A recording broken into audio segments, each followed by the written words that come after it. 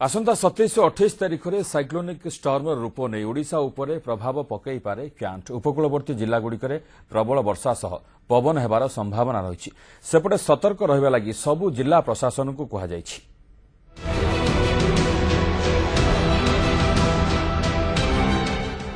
बंगोपसागर में सृष्टि होइथिबा सामुद्रिक झड़ म्यांमार में पहुंचीबा परे स्टीयरिंग मोड़िछि। एबे एहा उत्तर उत्तर पश्चिम मुहा होइछि। तेबे एहार गति खूब मंथर रहिथिबा बेले एबे एहा पोर्ट ब्लेयर रु 540 किलोमीटर एवं यांगुन रु 320 किलोमीटर दूर रे रहिछि।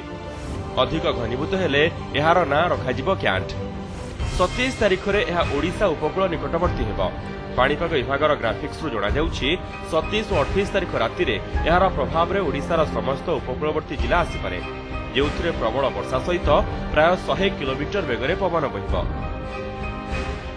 उत्तर पश्चिम दिगरे गति करी 27 तारीख रे यह उत्तर पश्चिम बंगोपसागर रे पहुंचबो।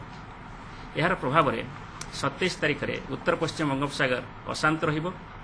तेणु ओडिशा एवं पश्चिमबंगर मत्स्यजीवी भाई मानकु आमे उपदेश देइछु जे 27 तारीख ठारू सेमाने समुद्र को जिबा उचित हेबो नाही। उत्तर पश्चिम बंगोपसागर को आसीबार संभावना रही 27 तारीख तापर ओडिशा रे तार प्रभाव 26 तारीख आफ्टरनून जना पड़ो किंतु वर्षार प्रभाव एते रहिबनी।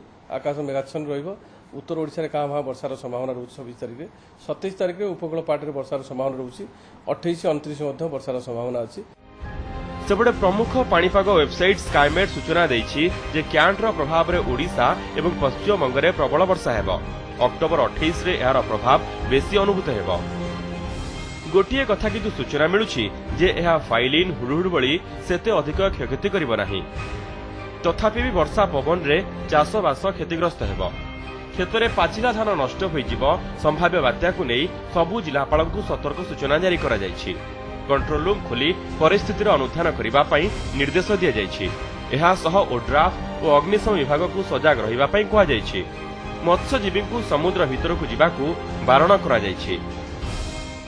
फिशरमैन मान को वार्निंग दिया 27 अक्टोबर सुधा आसो आम कोस्ट को जहाँ प्रारंभिक अनुमान आमर विशेषकर आपड़ जानते ओडिशा रे वर्ष बंपर पैडी क्रॉप होती भल होती तेणु से दृष्टि we have only issued one advisory to all the collectors and चाषी भाई मानक अनुरोध करूँ जहाँ किसी हार्वेस्ट करेंगे आज तो 24 तारीख बर्तमान 3 दिन अच्छी जहाँ किसी धान अमल कर बांधिकी खड़ार नहीं घोड़े रखिए। लोके आतंकित नहेबा लागि सरकार पक्षरु परामर्श दिया जायछि। Bureau report news 7।